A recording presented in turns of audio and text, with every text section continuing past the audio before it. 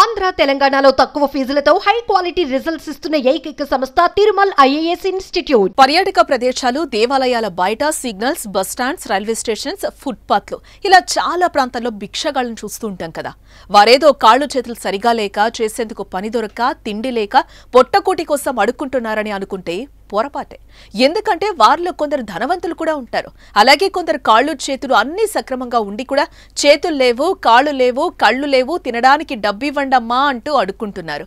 ఇక అడుక్కునే శక్తి ఉండి కూడా పని పట్ల ఉదాసీనత ప్రదర్శించేవారు మరికొందరున్నారు.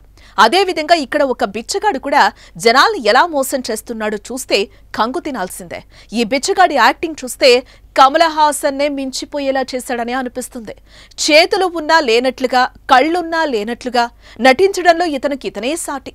ఇలా ఎందుకంటున్నామో ఇదిగో ఈ వీడియో చూస్తే మీకే అర్థమవుతుంది.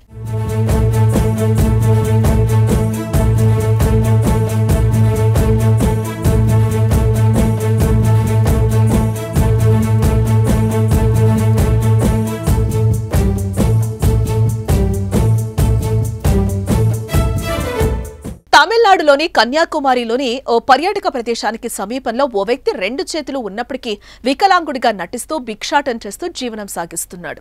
2 చేతులను చొక్కా లోపల దాచుకుని చేతులు లేనట్లు యాక్టింగ్ చేస్తూ భిక్షాటన చేస్తున్నాడు.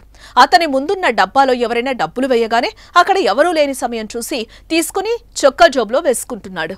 ఈ తతంగాన్నంతా ఓ వ్యక్తి వీడియో తీసి సోషల్ మీడియాలో పోస్టు చేశాడు.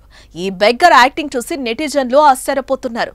ఇలాంటి ప్రతిభను ఏదైనా మంచి పనిలో చూపించి ఉంటే మంచి జీవితం ఉంటుంది కదా, ఇలా అడుక్కోవడం ఎందుకు అంటూ కామెంట్స్ చేస్తున్నారు.